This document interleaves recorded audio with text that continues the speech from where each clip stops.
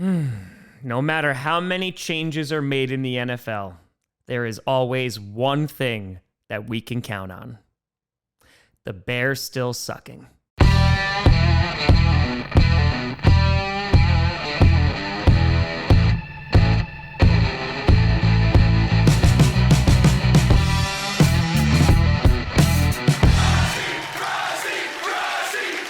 Grossi Posse Packer Nation. Welcome to episode.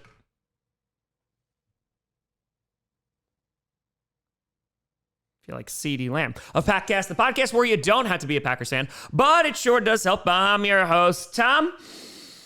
It was a good week, Grossi, and today we are going to be ranking the top 10 teams heading into week 2 of the 2025 NFL season. And as I mentioned in the intro, it legitimately was a crazy first week in the NFL. From the Thursday game with Spitgate to the Friday game where you had slapping of Travis Kelce, you had that epic Sunday Night Football comeback from the Bills, you had whatever the hell Monday Night Football was between the Vikings and the Bears, and yes, the NFL season is in full swing. And so, as we rank the top 10, we have to stop for a moment and do some honorable mentions. The first honorable mention I'm going to give is actually to the Dallas Cowboys. Now, the Cowboys heading into this season, they were expected to be a competitive team, probably a playoff team, and then from there, who knows what was going to happen.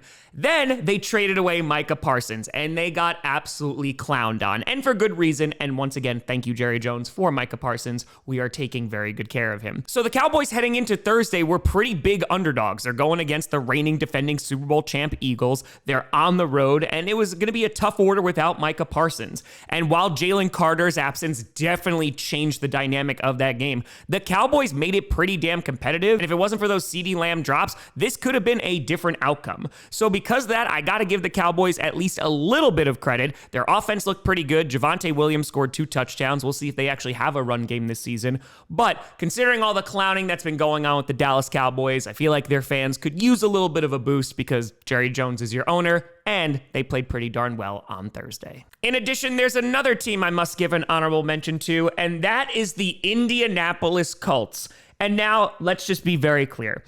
Do I think the Colts are going to be the greatest football team the world has ever seen? Probably not. But that wasn't the expectation heading into Sunday. Heading into Sunday, I thought that they were going to get their asses kicked by the Dolphins because I thought the Dolphins were the better football team. And boy, oh boy, did they prove me wrong. Indiana frackin' Jones, Daniel Jones had a phenomenal football game. He was efficient with the ball. Their offense looked good, and their defense was giving Tua fits. Now it remains to be seen, are the Dolphins really that bad, or are the Colts actually good this season? It is only week 1, so it's a little bit difficult to figure out at the moment, but just in case the Colts don't make it into the top 10 later this season, I want to give them their moment to shine in the honorable mention section. And so Indianapolis, this one's for you.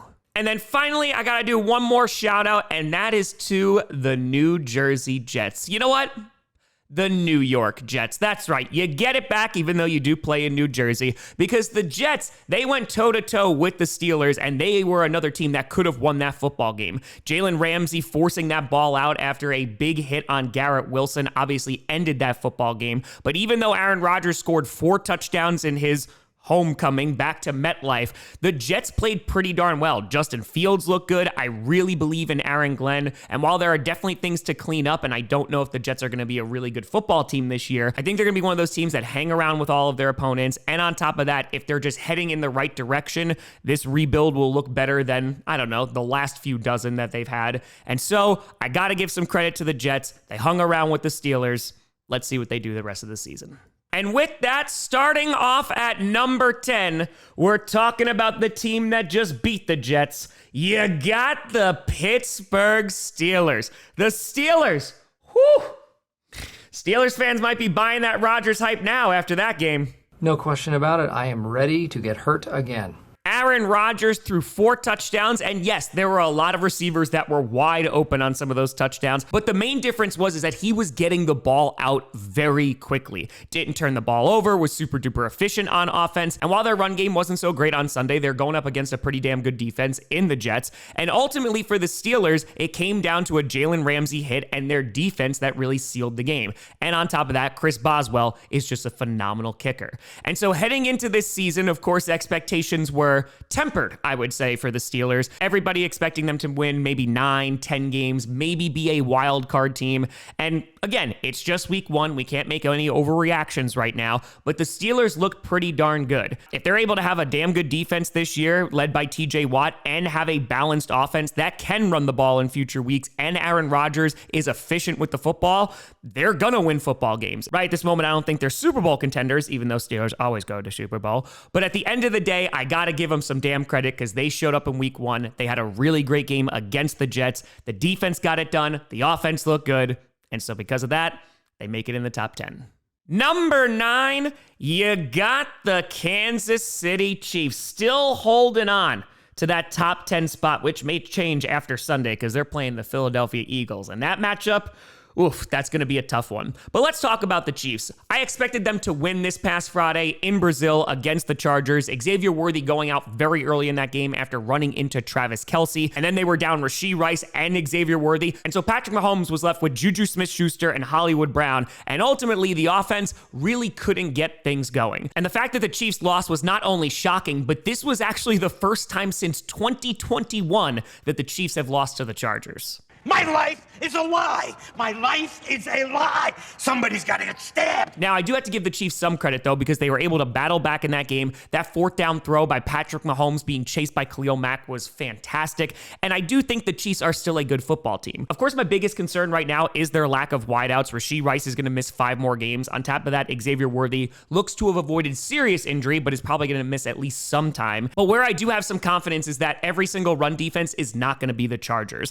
If they're able to give the ball to Isaiah Pacheco and Kareem Hunt and they're able to actually establish the run, I still think that could be an efficient offense. Now, taking a look at their secondary, there were some question marks on Friday night as Justin Herbert had a fantastic evening. And overall for the Chiefs, they find themselves in last place in the AFC West. Again, it is just week 1. The Chiefs have stumbled out of the gate before, and I do believe in Andy Reid and Patrick Mahomes to right the ship. However, they do have a tough stretch of games coming up, whether it's against the Eagles, the Ravens, the Lions, and those are going to be some tough games right out of the gate. But as of right now, I still have the Chiefs at number 9.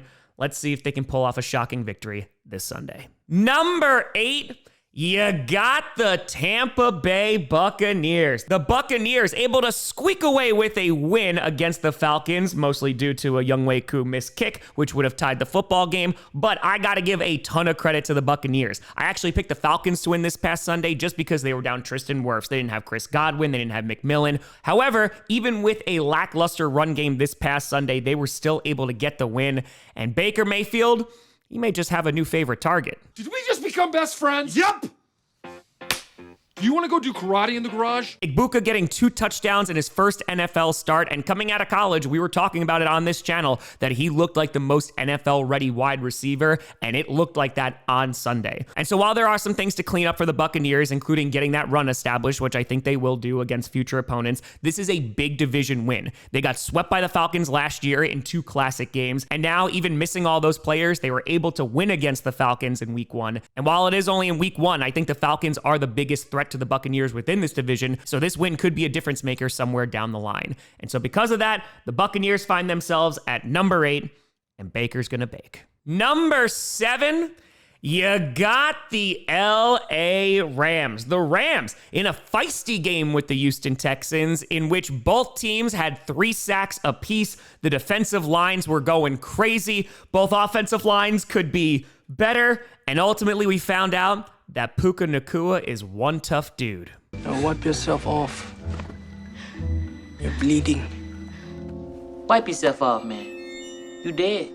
Definitely not the flashiest win for the Rams on Sunday, but considering the rest of their division, you have to feel pretty good about LA. All these stories about Matthew Stafford's back heading into this game were of great concern. However, he was able to pass the ball pretty darn efficiently. That defense looked pretty damn good and was giving CJ Stroud a run for his money. They caused turnovers, they got sacks, and ultimately within that division, the 49ers did win their game, but they are banged up, including Brock Purdy and George Kittle. And so the Rams, I still think, are going to be favored to win the NFC West. Again, it is just week 1, but this was my anticipation heading into the season. And this past Sunday, knocking off the Texans, who are a playoff contender, I think is a big boost for the Rams. If Matthew Stafford can stay healthy, I'm curious to see what that offense is going to evolve into by the end of the season. And for right now, the Rams looked impressive, and because of that, they're coming in at number 7. Number 6, You got the Washington Commanders. The Commanders taking care of business against the Giants, and it was not really a close game. In fact, Jaden Daniels was making it look easy compared to Russell Wilson. Do you know how easy this is for me? Do you have any fucking idea how easy this is? This is a fucking joke. And I'm sorry you can't do this. I really am, because I wouldn't have to fucking sit here and watch you fumble around and fuck it up. Yeah, that investment into the offensive line during the offseason, that's something that the Giants should have done. Taking a look at this game, I owe a big ol' apology to Deebo Samuel. I was talking all offseason about he didn't move the needle for me whatsoever, but he was their leading receiver, and he made a huge impact within that game. Jaden Daniels looked good, the defense looked really darn good, and it's, again, tough to tell whether it's the Giants are that bad or if it's the Commanders' defense is looking that good. But considering how much they invested in that defense, at least looking at week 1, it looks like it has paid off. They have a big game this upcoming Thursday at Lambeau Field against the Green Bay Packers, and that is going to be one hell of a football game. But for right now, I put the Commanders solely in second place in the NFC East. I would not be surprised they make the playoffs once again. I know there are lofty expectations after last season, and so far, starting off 1-0, you couldn't be happier as a Commanders fan. Number 5, you got the Baltimore Ravens. That's right, even with a loss, I still think they are a top 5 football team in the NFL right now. The Ravens suffering a heart-wrenching, heart-breaking, heart-ripping out of your chest loss against the Buffalo Bills. And the problem was they were dominating that game. Their defense was looking good. Lamar Jackson was running all over the place. Zay Flowers was excellent. And Derrick Henry was going full beast mode. Back! Back, beast! Back! I warn ya! Well, until that fumble. And that's what's heartbreaking about this, because the Ravens had so many opportunities to win this game. They were up 15 in the fourth quarter. ESPN had them with a 99% chance of winning that game. And ultimately, whether it was conservative play calling, going 3 and out in the fourth quarter, or whether it was Jair Alexander blowing that coverage on the last drive, all these things came together to lead to a collapse. Now, we got all the bad stuff out of the way. Let's talk about the good. The Ravens, for 3.5 quarters, looked really damn good in that football game. They looked like, oh man, this is the Ravens team that we've been waiting for. And I know we've been saying this a whole lot during the regular season because they usually show up during the regular season, but this game felt different. They were legitimately firing on all cylinders. Like I said, defense great, run game great, passing game great. And so while they are coming away with the loss in week 1, I still have some high expectations for the Ravens. I do think they'll rebound, and I do think they're still a Super Bowl contender this season. They just have to clean a few things up, take a look at that secondary, and hope that that doesn't happen again. And Derrick Henry needs to hold on to that football, and I'm sure that they'll have a different result the next time out. Number 4, you got the LA Chargers. The Chargers with one hell of a win against the Chiefs. Going down to Sao Paulo, they weren't favored to win, and their defense looked real good against that Chiefs offense. We talked about the lack of receivers that Kansas City was dealing with, but you got to give a ton of credit to the Chargers. They were great in stopping the run. They defended Mahomes pretty damn well, except for that one pass on 4th down. But the star of Friday's game, of course, is Justin Herbert. And Chargers fans are still waiting for that man to get some respect. He is the chosen one. You must see it. Clouded this boy's future is. Justin Herbert was sensational on Friday. And Omarion Hampton, in the reps that he got, he looked pretty solid, but they didn't have a consistent run game to really lean on. This was Justin Herbert's night. And whether it was Quentin Johnston or Keenan Allen, who was looking like a rookie, things were clicking for that Chargers offense. And while it was a close game at the end, Justin Herbert was able to seal the victory by scrambling out to the right side and picking up that first down on 3rd and 14. And so the Chargers deserve a ton of credit, knocking off the Chiefs. Maybe this is going to usher in a new era within the AFC West. They looked like the best team in the division this week. And ultimately, Chargers fans, this is a huge week 1 win.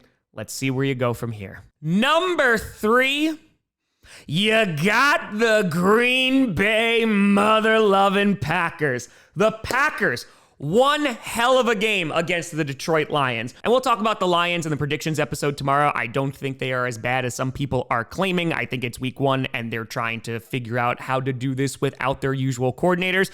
But we're talking about the Green Bay mother-loving Packers right now. That Packers defense, looked amazing, and Packers fans could not have been happier with Micah Parsons' debut. It was perfect.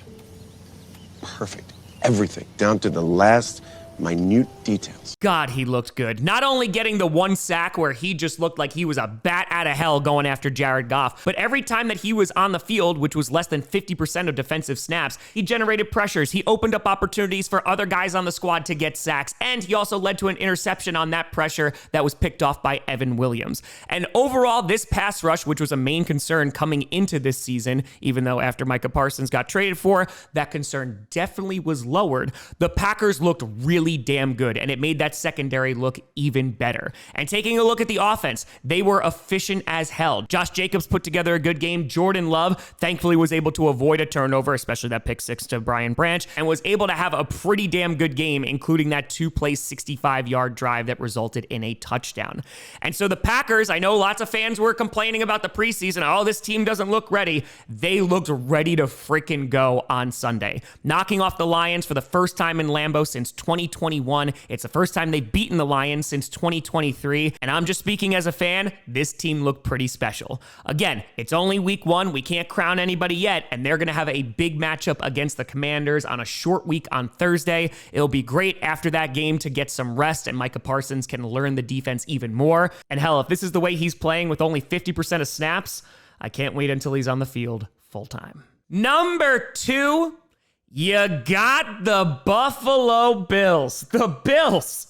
I did not think they were going to be in the top 3. Hell, I don't even know if I would have put them in the top 5 if that 15-point lead held, but Josh Allen is a wizard. A wizard is never late, nor is he early. He arrives precisely when he means to. The Bills heading into that fourth quarter, I didn't think they had a prayer. The Ravens were pretty much dominating that third quarter. They were in control, whether it was with the run game, whether it was with Lamar, and that defense of the Bills was looking shaky at best. They couldn't get after Lamar Jackson. They couldn't stop the run against Derrick Henry, and that secondary was getting diced up by Zay Flowers. However, in the fourth quarter, they made miracles happen. And yes, some things just happened to go their way, whether it was Keon Coleman catching that pass on fourth down in the end zone, whether it was the Derrick Henry fumble, whether it was the missed extra point by the Ravens. But the point is that the Bills, against a Super Bowl contending team, was able to come back from 15 points down and win that game with a last-second field goal. And that in of itself is insanely impressive. That shows that that team knows how to win, and of course, you always have a shot with Josh Allen. But even when their defense was not at its best on Sunday, Josh Allen was able to rally that team and get a victory against the Baltimore Ravens. And so while there are still plenty of question marks about that defense, the Bills deserve a ton of credit for rallying back against the Ravens. And so because of that, I'm putting them at number 2. And Bills fans, I hope this team doesn't do this to you every week. And number 1, you got the reigning, defending Super Bowl champs, the Philadelphia Eagles. Definitely not the prettiest game for the Eagles, but Jalen Hurts was really damn good on Thursday night. Jalen Hurts was avoiding sacks like a magician on Thursday night. And speaking of magicians, A.J. Brown pulled a disappearing act until the fourth quarter when he finally got a reception, and they were able to still get a win without Jalen Carter, who went out before the first defensive snap, without Saquon Barkley doing usual Saquon Barkley things. This was mostly Jalen Hurts getting the job done on offense, and it was really darn impressive. And for the Eagles looking forward, honestly, all they really need to do is clean up some penalties. There's nothing here a little spit shine wouldn't fix. And while this definitely was a closer game than some Eagles fans would have liked, being able to knock off a divisional opponent and still have that defense be solid without Jalen Carter, and they already lost guys in free agency, I think that speaks volumes of the kind of team that the Eagles are. They can beat you in a litany of ways, whether it's with the defense, whether it's with Jalen Hurts on the ground, through the air, or it's Saquon Barkley. But this past Thursday was definitely Jalen Hurts' night, and he deserves a ton of credit. They have a Super Bowl rematch against the Chiefs on Sunday, which, oh, I know they can't wait for. And so for right now, the Eagles still remain the team to beat in the NFC. Let's see if that continues. And so to recap, at number 1, you got the Eagles, 2 Bills, 3 Packers, 4 Chargers, 5 Ravens, 6 Commanders, 7 Rams, 8 Buccaneers, 9 Chiefs, and 10 Steelers. But let me know what you think down in the comments below. Who should be on this list? Who should be off of it? Let me know. You guys saw me at TomGrossiComedy.com, and a big shout and thank you to all the Patreon and YouTube members for supporting this channel. And thank you so much for watching. I'm Tom Grossi. And as always, go Pack Go.